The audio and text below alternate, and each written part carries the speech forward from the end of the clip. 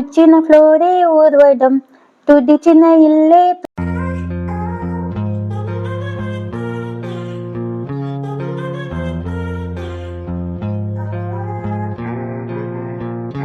Hello friends, ఏం చేస్తున్నారు? బాగున్నారు కదా? అందరికీ గుడ్ ఆఫ్టర్నూన్.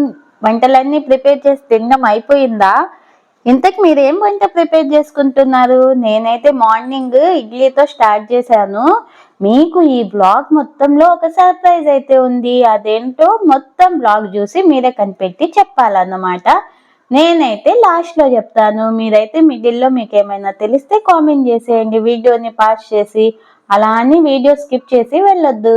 ఇక్కడ మాకున్న పొల్యూషన్ కి అయితే డస్ట్ పది మిషన్ ని ఎన్నిసార్లు క్లీన్ చేసినా అది డస్ట్ పడతానే ఉంది. ఏమైనా సొల్యూషన్ ఉంటే మీరు చెప్పండి, నాకేం అర్థం కావట్లేదు. చాలా సార్లు టప్ క్లీనింగ్ అయితే చేస్తానే ఉన్నా, బట్ అలాగే అవుతుంది అన్నమాట. ఇంకా పొద్దున్నే రక్తదానంతో నా డే అనేది స్టార్ట్ చేశాను. రక్తదానం ఏంటి అనుకుంటున్నారా? ఏం లేదండి, మనకున్న పనులు చేసే హడావిడికి ఎక్కడ ఏది గుచ్చుకుంటుందో, ఎక్కడి నుంచి ఏది వచ్చేస్తుందో తెలియదు, కానీ అన్ని నాకే తగులుతాయి అన్నమాట. తగలడం కూడా మామూలుగా తగలదు, బ్లడ్ అయితే బీభత్సంగా పోయిద్ది.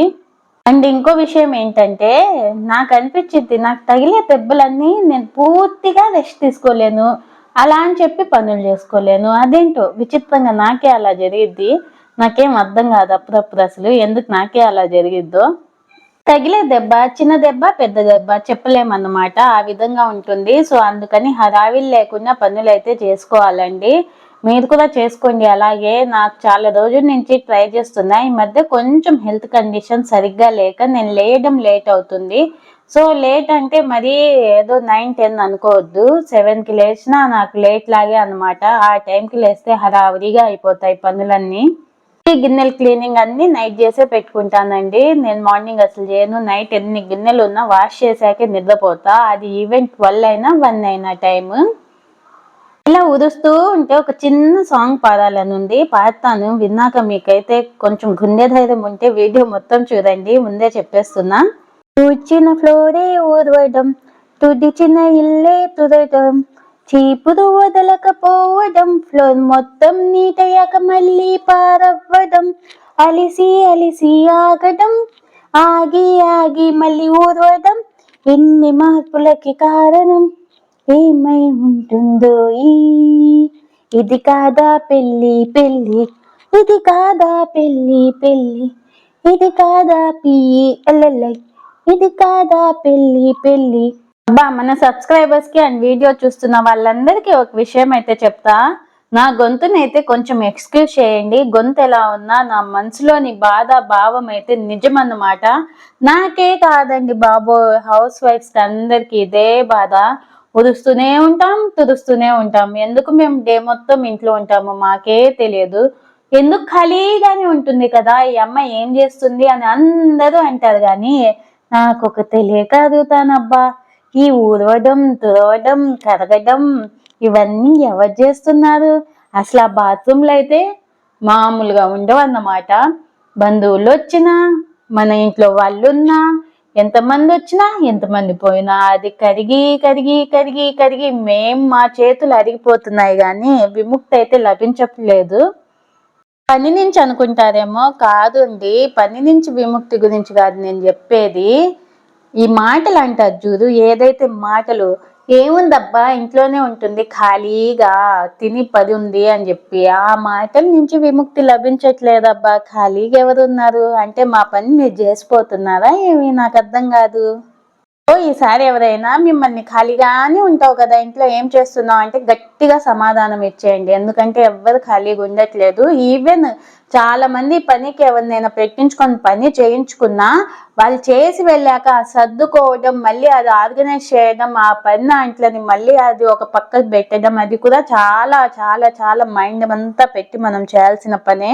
సో ఆడవాళ్ళని అయితే తక్కువగా అంచనా వేసి చూడొద్దు. ఏదో హస్బెండ్ తిని పది ఉంది అని అయితే అస్సలు అనుకోవద్దండి. హస్బెండ్ కి అంత వంట చేసి అంత పనులు చేసి పని మనిషిని పెడితే నెలకి ఎంత తీసుకుంటుందో అది ఆలోచించండి. సో ఈ రిలేషన్ అనేది హస్బెండ్ ఎంత కష్టపడి సంపాదిస్తున్నారో వైఫ్ ఇంట్లో మొత్తం అలాగే కష్టపడి ఇల్లు మొత్తం మేనేజ్ చేస్తుంది కాబట్టి నడుస్తుంది. అంటే ఈ బోట్ అనేది రెండు మంచిగా ఉన్నాయి కాబట్టి నడుస్తుంది. లేదు కుదరదు అంటే ఇంకా కొద్దిగా ధనియాల పౌడర్. ఇంకా జాబ్ చేసే ఆడవాళ్ళ గురించి చెప్పనక్కర్లేదండి. అసలు వాళ్ళ బాధే కాదు. అటు ఇంట్లో పని చేసుకోవాలి, అటు వర్క్కి వెళ్ళి రావాలి, వర్క్ ప్రెషర్, ఇంట్లో ప్రెషర్ అన్నీ మేనేజ్ చేయాలి. ఏ మాటకు ఆ మాట అండి. వాళ్ళకు కూడా చాలా హ్యాట్స్ ఆఫ్ అండి. అసలు రెండు మేనేజ్ చేయాలంటే వాళ్ళు ఎంత కష్టపడుతున్నారో కదా. బట్ చాలా మంది మగవాళ్ళు ఈ మధ్య ఆడవాళ్ళకి సపోర్ట్ చేస్తున్నారు. ఎవరైతే ఇలా జాబ్ చేస్తున్నారో అలాంటి ఆడవాళ్ళకి ఇంట్లో మగవాళ్ళు సపోర్ట్ చేస్తున్నారు. అండ్ ఇంట్లో హౌస్ వైఫ్ కి కూడా సపోర్ట్ చేసే మగవాళ్ళు చాలా మంది ఉన్నారండి. ఈవెన్ వాళ్ళు జాబ్ కి వెళ్ళొచ్చి కూడా సపోర్ట్ చేసే వాళ్ళు ఉన్నారు. నేను చెప్పేది ఏంటంటే అలా సపోర్ట్ చేసే వాళ్ళని చూసి మీరు అమ్మో పని చేయించేస్తుంది అని అనొద్దు. వాళ్ళిద్దరి అండర్స్టాండింగ్ అది. వాళ్ళకి కష్టమైనప్పుడు వాళ్ళిద్దరు మాట్లాడుకొని సార్ట్ అవుట్ చేసుకుంటారు కదా. మధ్యలో మీరైతే ఇన్వాల్వ్ అవ్వద్దని నా ఒపీనియన్ అన్నమాట. ఫైనల్లీ గైస్ నేను చెప్పొచ్చేది ఏంటంటే ఏం లేదండి, ఆడవాళ్ళు లేదు మగవాళ్ళు లేదు, పిల్లలకి చిన్నప్పటి నుంచే అన్ని పనులు నేర్పించండి. ఫలానా పని ఆడవాళ్ళు చేయాలి, ఫలానా పని మగవాళ్ళు చేయాలని డిఫరెన్స్ ఏం లేదండి. కాకపోతే మన పెద్దవాళ్ళు అప్పటి కన్వీనియంట్ ని బట్టి అలా చేసుకుంటూ పోయారు.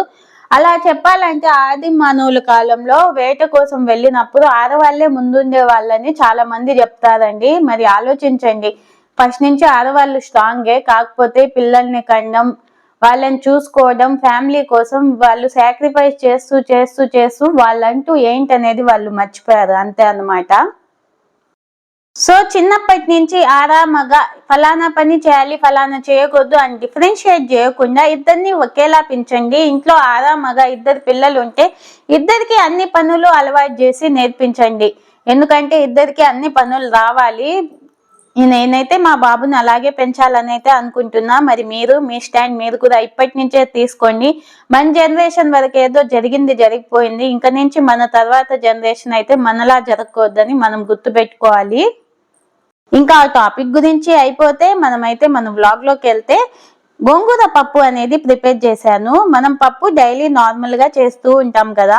ఆ పప్పులోని ఏదో ఒకటి గోంగూర, క్యారెట్, బెండకాయ, దొండకాయ ఏ వెజిటేబుల్ మీ దగ్గర ఉంటే అది కొద్దిగా వేసేయండి. ఇలా వేయడం వల్ల టేస్ట్ యాడ్ అవ్వడమే కాకుండా వాళ్ళకి హెల్దీ కూడా అండి. మనం అనుకుంటాం కానీ నార్మల్ పప్పు కన్నా ఇలా ఏదైనా వేసి మంచిగా మెత్తగా ఉడికించి చేసి చూడండి. పప్పు అనేది సూపర్ టేస్టీగా ఉంటుంది.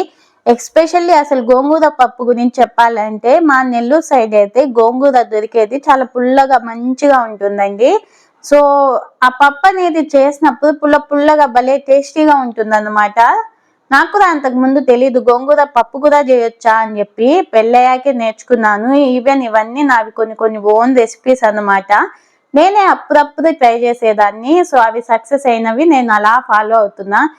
దీనికైతే థ్యాంక్స్ మా హస్బెండ్ కే చెప్పాలి. ఎందుకంటే ఫస్ట్ నుంచి నేను ప్రిపేర్ చేసినప్పుడు ఎప్పుడైనా చెడిపోయినా కూడా నన్ను ఏమనకుండా ఓకే బానే ఉందిలే చెయ్యి ఏం కాదు అని సపోర్ట్ చేశారు కాబట్టి ఈరోజు నేను ఇన్ని వెరైటీస్ ఎలా అయినా మిక్స్ అండ్ మ్యాచ్ చేసి చేయగలుగుతున్నా. ఇంకా పప్పులోకి కానీ సాంబార్లోకి కానీ అప్పడాలంటే అది మామూలు కాంబినేషన్ కాదు. నాకైతే చాలా ఇష్టం అండి.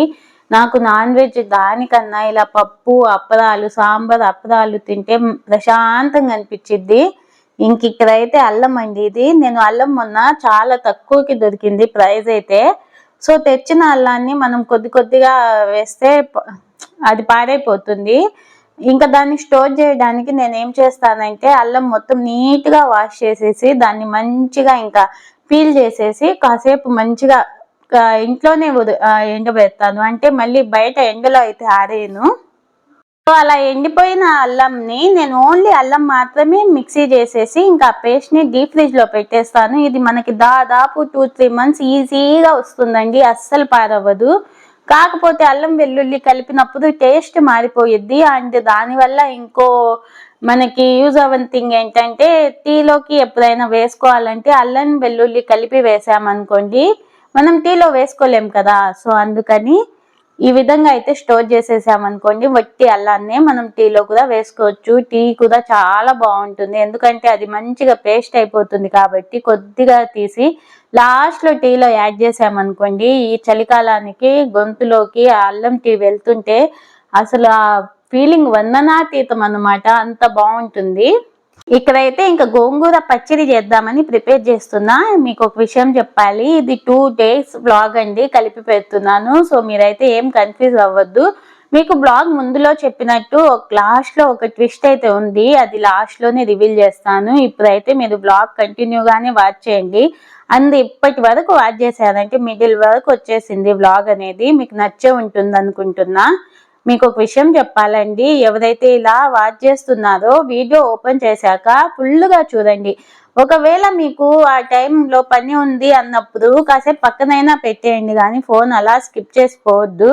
అలా చేయడం వల్ల యూట్యూబ్ అనేది వేరే వాళ్ళకి రికమెండ్ చేయడం ఆపేస్తుంది. మీరు తర్వాత చూసిన పెద్దగా రికమెండేషన్ ఉండదు. మనం వీడియో ఏదైతే పెట్టినప్పుడు 2 hours 3 hours దాని పర్ఫార్మెన్స్ ఉంటుందో దాన్ని బట్టే మన వీడియో అనేది నెక్స్ట్ వాళ్ళకి రీచ్ అవుతూ ఉంటుందండి. సో మీరైతే నేను నా సబ్స్క్రైబర్స్ కి పర్సనల్లీ చెప్పే విషయం ఏంటంటే, వీడియో ఓపెన్ చేశాక మొత్తం అలా చూసేయండి. ఒకవేళ మీకు పని ఉంది చూడలేకపోతున్నామంటే దాన్ని అలా కంటిన్యూ చేయండి, కానీ జస్ట్ 1 minute 2 minute చూసేసి స్క్రోల్ చేసేసి మళ్ళీ మీకు టైం దొరికినప్పుడు చూద్దాంలే అన్నట్టు చేయొద్దు. ఇది చిన్న రిక్వెస్ట్ అయితే అనుకోండి నా సైడ్ నుంచి. అండ్ మన సబ్స్క్రైబర్స్ కి ఎప్పటి నుంచో 1000 అయితే నేను గివ్ అవే ఇవ్వాలని ప్లాన్ అయితే చేస్తున్నాను. సో 1000 సబ్స్క్రైబర్స్ ఎప్పుడు అవుతారో నేను గివ్ అవే ఏమి ఇవ్వాలో సో వెయిటింగ్ అన్నమాట దానికోసం. ఎందుకంటే నాకు ఈ 1000 సబ్స్క్రైబర్స్ అనే వాళ్ళు చాలా ఇంపార్టెంట్ అండి. ఎందుకంటే నాకు ఇంత తక్కువ ఉన్నప్పుడు మీరు సబ్స్క్రైబ్ చేసుకుంటూ నన్ను సపోర్ట్ చేశారు కాబట్టి మిమ్మల్ని ఇంకా లైఫ్ లో ఎన్ని ల్యాక్స్ వచ్చినా, ఒకవేళ మనం సక్సెస్ అయ్యి ల్యాక్స్ అలా వచ్చినా గానీ ఎవరైతే ఈ 1000 ఉన్నారో వాళ్ళైతే చాలా స్పెషల్ అన్నమాట. అంటే మనకి ఒక పేరు నేమ్ వచ్చాక సబ్స్క్రైబ్ చేసుకోవడం వేరు, ఫస్ట్ నుంచి బాగా చేస్తుంది చూడాలి తిన వీడియోస్ అని చెప్పి సబ్స్క్రైబ్ చేసుకోవడం వేరు కదా. సో అందువల్ల ఫస్ట్ 1000 అవ్వగానే నేను గివ్ అవే అనేది ఖచ్చితంగా ప్లాన్ చేస్తాను. సో చూద్దాము, అప్పుడు ఆ టైం ఎప్పుడు వస్తుందో వెయిట్ చేస్తున్నా. మీరు కూడా తొందరగా రావాలని అయితే, అది కూడా ఇయర్లోనే రావాలని ప్రే చేయండి. గోంగూర పచ్చడి అయితే ఈ విధంగా చేసుకున్నాం అనుకోండి, మనం ఒక 2-3 days కూడా ఉంచేయచ్చు. ఆనియన్స్ వేస్తారు నార్మల్ గా నెల్లూరు సైడ్ గోంగూర పచ్చడిలో, ఆ రోజుకైతే వేసుకుంటే బాగుంటుంది టేస్ట్. అలా కాదు అనుకున్నప్పుడు ఈ విధంగా చేసుకున్నాం అనుకోండి, మనం ఒక 2-3 days పెట్టుకున్నా ఏం కాదు. నార్మల్ గా ఈ గోంగూరనే పుల్లగా ఉంటుంది, కాకపోతే నేనేం చేశానంటే కొద్దిగా చింతపండు కూడా యాడ్ చేసా, ఎందుకంటే ఇంకొంచెం టేస్ట్ అనేది బాగుంటుంది. కారం ఎక్కువ వేసుకున్నా కాబట్టి పులుపు బ్యాలెన్స్ చేయాలి కదా దాన్ని అని చెప్పి ఇలా యాడ్ చేశాను. అసలు ఎప్పుడో అండి, ఒక 2-3 years బ్యాక్ తిన్నాను ఏమో గోంగూర పచ్చడి, మళ్ళీ ఇలా ప్రిపేర్ చేసుకుంటున్నా. మా అమ్మ పచ్చళ్ళు పెట్టేదండి, అసలు పచ్చడి చేసినా కూడా అంత బాగుండేది. ఈ వంటలన్నిటికీ నాకు ఇన్స్పిరేషన్ ఎవరంటే మా అమ్మే. మా అమ్మ కూడా మ్యారేజ్ అయ్యాక ఎవరిని అడగకుండానే చూస్తూ వంటలు అయితే నేర్చుకుంది. సో నేను కూడా మా అమ్మని చూస్తూనే నేర్చుకున్నానండి. నాకెవరు ఫలానా ఇంత వెయ్యి అంత వెయ్యి అని చెప్పింది లేదు, జస్ట్ చూస్తూనే వంటలు అనేది నేర్చుకున్నాను.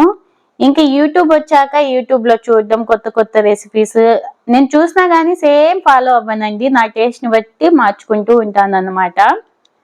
ఈ విధంగా మంచిగా ఇదైపోవాలి ఆకు అనేది, పచ్చి వాసన పోయింది అనుకోండి దాన్ని మిక్సీ చేసి మళ్ళీ తిరగమాతేసి ఈ విధంగా కలిపితే పచ్చడి ఉంటుందండి టేస్ట్. మీరు ఇలా ట్రై చేసి ఒక్కసారి తిని చూడండి, మీరే కామెంట్ పెడతారు అక్క చాలా బాగుంది పచ్చడి అని చెప్పి. నేను మొత్తం ఎక్స్ప్లెయిన్ చేయలేదు కానీ, కాకపోతే మీకు ప్రొసీజర్ అయితే కనిపించే ఉంటుంది కదా, సో చూసి ట్రై చేసి చూడండి. ఇక్కడైతే గోంగూర పచ్చడిని చూసినప్పుడల్లా నాకు ఒకటి గుర్తొస్తుందండి. గోంగూర గోరింటాకు పక్కన పెట్టామనుకోండి, గోంగూర తింటామా గోరింటాకు తినేస్తామా అంటే దాన్ని కూడా తిరగమాతేసేసి పెట్టేస్తే కనిపెట్టడం కొంచెం కష్టమే కదా.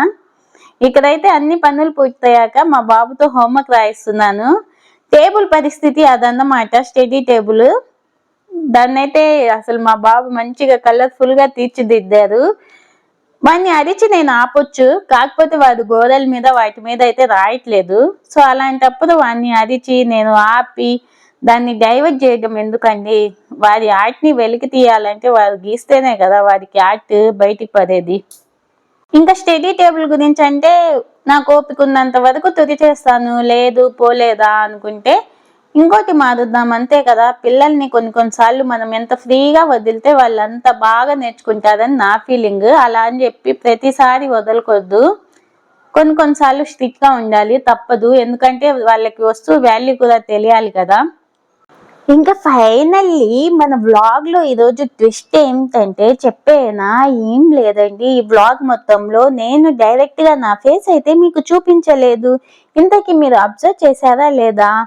అబ్జర్వ్ చేసే ఉంటారు అనుకుంటున్నా. చేసిన వాళ్ళు ఎవరో కామెంట్ చేయండి, అండ్ చేయని వాళ్ళు ఇప్పుడు చూసిన వాళ్ళు ఎవరో కామెంట్ చేసేయండి. ఎందుకు చూపించలేదు అంటే ఓపిక లేదండి బాబు. అసలు ఇంకా వ్లాగ్ కూడా తీయాలంటే ఓపిక ఉండట్లేదు. బట్ అయినా కానీ తీయాలి అని చెప్పి తీస్తున్నా. అది ఎంతవరకు ఏంటనేది ఇంక ఇలా అవుతుందన్నమాట. లేదండి, ఇంక నుంచి మీకు యూజ్ అయ్యే మంచి వ్లాగ్సే తీస్తాను. ఇది కూడా యూజ్ అవుతుందనే అనుకుంటున్నా, ఫర్ ఎంటర్టైన్మెంట్. మా ఇంట్లో ఏం జరిగిందో మొత్తం చెప్పేసా కదా మరి. సో నా రొటీన్ అయితే ఈ విధంగా ఒక్కో రోజు ఒక్కో రకంగా ఉంటుందండి. ఇంత ఇదిలో కూడా నాకు ప్రశాంతత ఇచ్చే కొంచెం ఏదైనా పాయింట్ ఉంది అంటే ఇదే అన్నమాట. నాకు మైండ్ మొత్తం ఏదో భారంగా ఏదోలా ఉన్నప్పుడు ఖచ్చితంగా ఒకసారి వెళ్తే ఇలా దీన్ని అబ్జర్వ్ చేస్తూ ఉంటా. అంటే మనసు ప్రశాంతంగా అయిపోతుంది. అబ్జర్వ్ చేస్తూ చాలా టైమే ఉండిపోతానండి ఇక్కడైతే నేను. ఎందుకో తెలియదు, నాకు ఈ వ్యూ అనేది బాగా నచ్చుతుంది. ఇంకా ఇక్కడ పొలాలు ఉంటే భలే ఉండేది కదా అనిపించిద్ది. ఫైనల్లీ ఈరోజు మొత్తం మీద మన వ్లాగ్ ఇదన్నమాట. ఇంతవరకు చూసారంటే నచ్చే ఉంటుంది ఖచ్చితంగా. మన నచ్చింది నాకు చెప్తేనే కదా తెలిసేది. ఒక లైక్ చేసేసి మీకు నచ్చిందని నాకు తెలియజేసేయండి.